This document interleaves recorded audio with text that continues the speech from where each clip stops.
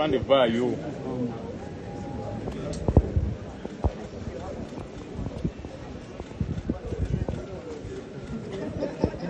Jaji ekisawo ki? Never surrender.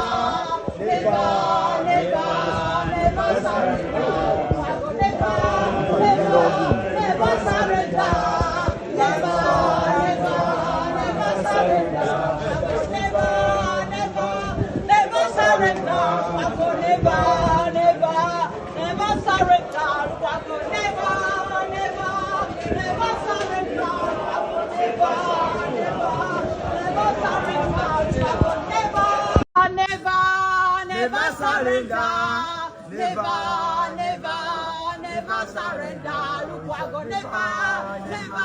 never surrender.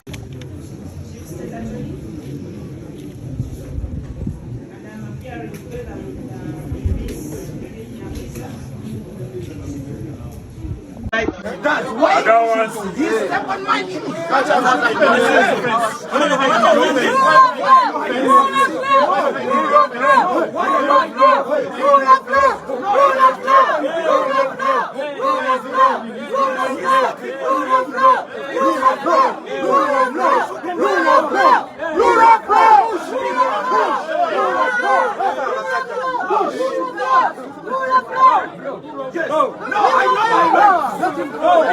Don't touch me.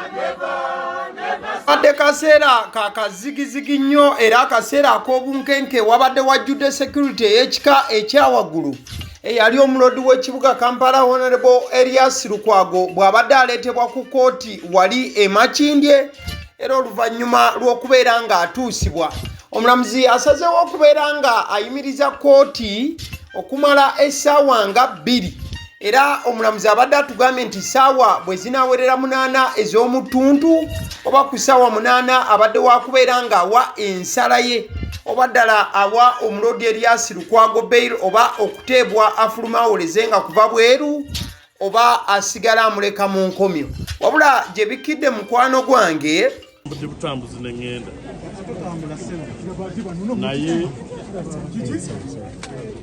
nja kwekuŋŋaanya ebigambo bigenda kubeera si bingi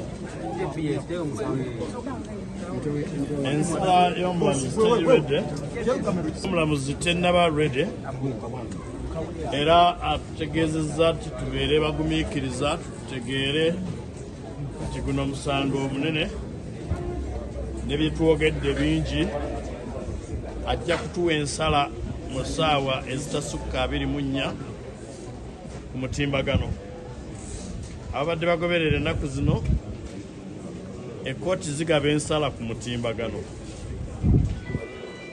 n'olwekyo atutegeezezza owekitiibwa omulamuzi nti ajja kutuwa ensala ku mutimbagano oluvannyuma lw'ebigambo ebyo by'owulidde byogerwa Honorable Medad Segona omulodi oba eyali omulodi w'ekibuga Honorable Elias Lukwago bamututte mu bukuumi obw'ekika ekyawaggulu ne bamuzaayo mu kkomera ku meere agirenga akyali mu nkomyo wabula amaziga gakulukuse ku kooti ng'abantu ba Elias Lukwago tebakikkiriza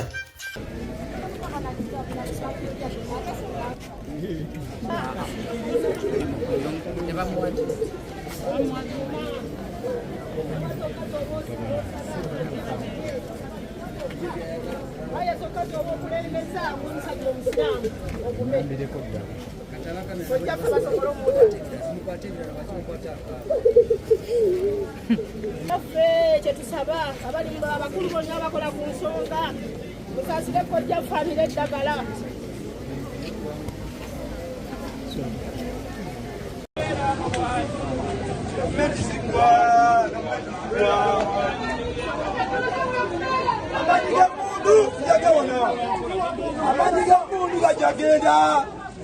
Lukwago juu.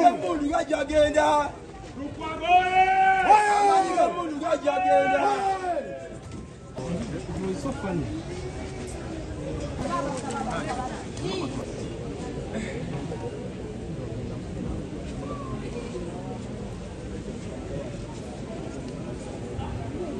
Bintu tebibadde birungi olunaku olwaleero nga ne gye buli eno embeera ekyali ya kiyongobere nnyo okuviira ddala ku bafamire ya Elias Lukwago okutuukira ddala ku bantu abawagira ekibiina ki PFF si kye kyokka abantu abawagira ebyobufuzi ebya opposition mu Uganda ate era mukadde ke kamu n'abantu abawagira enfuga ey'amateeka olw'embeera etuusewo olunaku olwaleero. Kati nno mukwano gwange kankunyumizeko ebitonotono ebibadde mu kooti ate tusobole okubeera nga tutambula tweyongereyo. Mu kooti munda ojja kujjukira kamera zibadde tezikkirizibwa n'okubeera nga bakwata biki ebibadde bigenda mu maaso. Honorable Medad Segona yabadde munnamateeka wa omukulu Elias Lukwago ko wamu n'abalala agambye kooti olunaku olwaleero nti omukulu Elias Lukwago embeera y'obulamu gy'alimu si nnungi n'akamu era nti eno akavubi oba waliwo obukosefu bw'alina obw'ekika ekyawaggulu mu mugongo ng'abasajja infact obwo obulwadde abadde nabo oyo n'owekitiibwa Mpuga naye abaddewo. Infact Honorable Elias Lukwago obulwadde bambi abaddenga nabwo wabula bwe baamukwata yatulugunyizibwa ne wabaawo ebiseseetuka emabega mu mugongo gwe era obukosefu ne bweyongera nga n'obujjanjabi omuloodi bwe yeetaaga si bwakumuweebwa mu Uganda.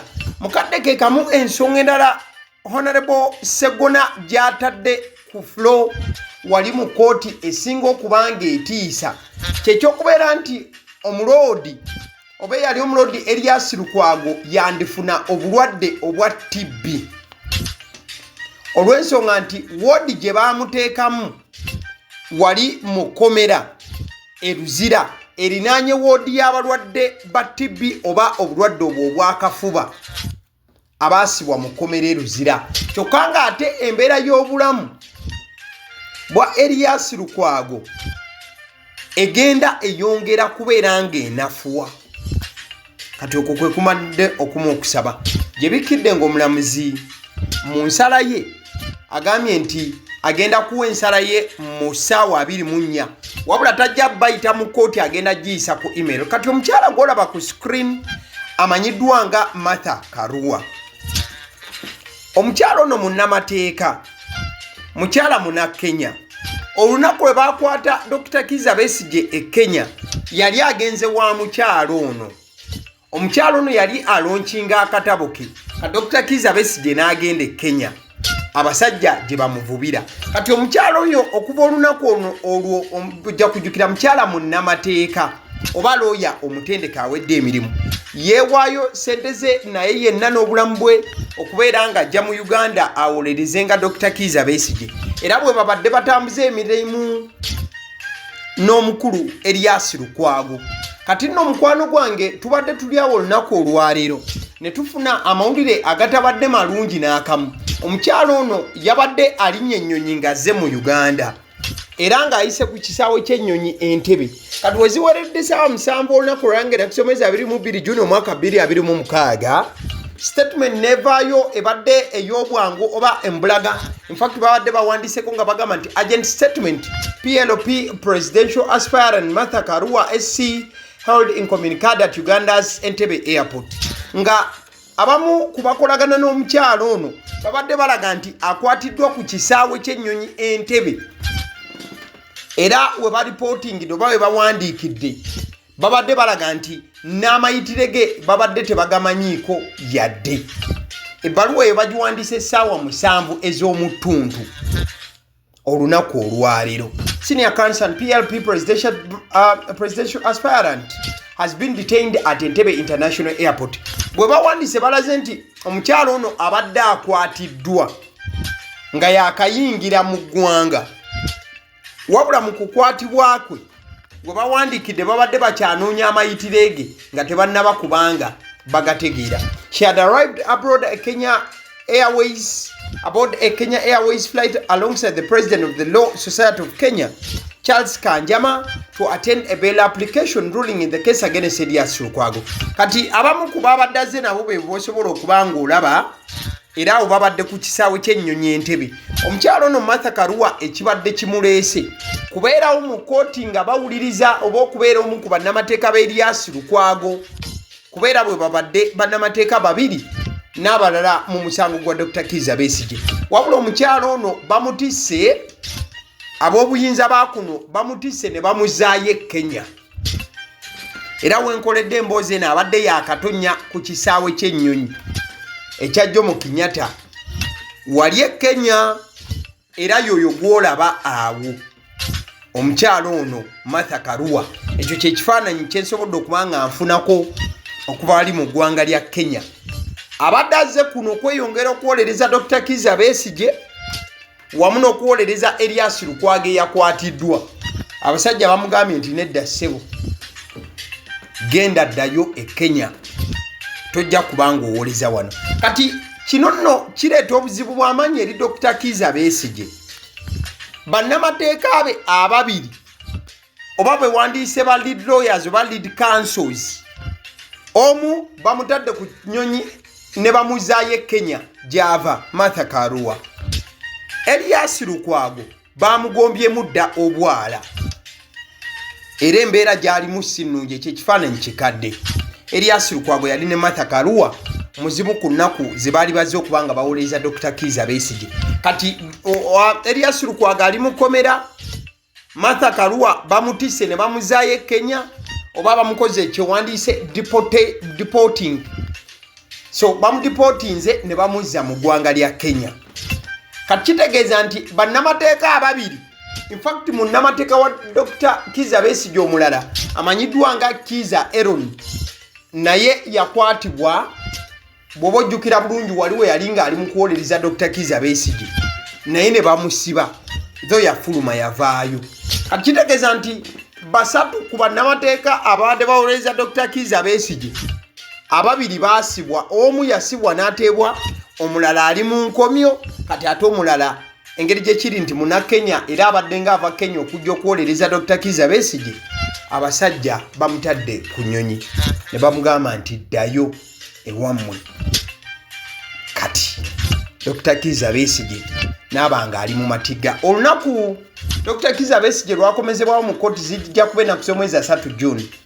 Kyokka ate era kooti wewadde ensala yaayo oba leero bwe badde nga otunulira ebigenze maaso ku saidi ya Elias Lukwago, naye wakomezebwawo ng'ennaku z'omwezi 3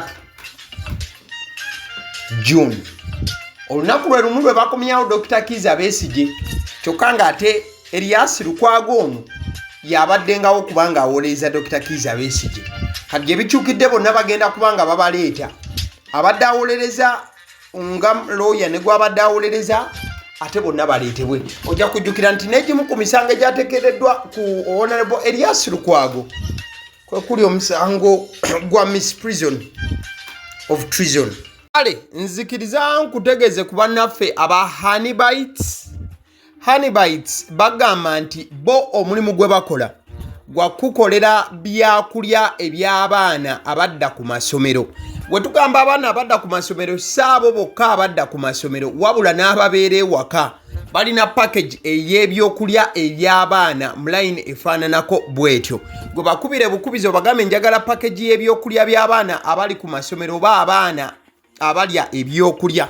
Balina ebyokulya yogera ku daddies, yogera ku binyeebwa, amawogola, yogera ku bagiya, yogera ku cupcakes, yogera ku donuts. Osobola okubafuna ku 0709 787508 ate era mukadde ke kamu bw'oba oyagala ku pizza size yonna era namba y'emu ate era mukadde ke kamu bakola ne cake eza buli mukolo babayita aba honey bites. Njagala n'okutegeeza ku bannaffe aba Alson Painters UG bano basiizi ba langi era nga balina obukugu mu kusiiga langi era bamanyi ne langi ki egenda ku kizimbe kyo era mu ruumu ki tebasobola kuddira langi yandigenze mu kisenge ate ne bagisiiga mu ddiiro ey'omu dining ne bagisiiga mu kinaabiro nedda. Alson Painters UG omulimu gw'okusiiga langi bagukugukira ddala basiiga ebizimbe okuviira ddala ku ruumu emu paka ku makalina n'amakalina gwe bakubira ebukubizo bagambe nti Alson Painters UG namaliriza okuzimba ekizimbe kyange. In fact ne bw'oba olina ekizimbe nga kikadde nga olaba langi yaakyo efaanana si bulungi, Alson Painters UG bazze kugonjoola ensonga eno. Bakubire ku 0705 1936 be bannaffe aba Alson Painters UG. Aba Sedi Omusunsuzi erinnya eryange yenze aba Sedi Omusunsuzi yenze atuula emabega w'omuzindaalo buli lunaku era ly'eddoboozi ly'owuliriza ku mukutu guno aba Sedi Omusunsuzi ly'eddoboozi eryo era ng'omukutu kwoli gwe guno ogwagaliwo. Nagamba nti information yonna gy'olaba ku channel eno tetugattamu kintu kyonna ate tewali kye tutoolamu.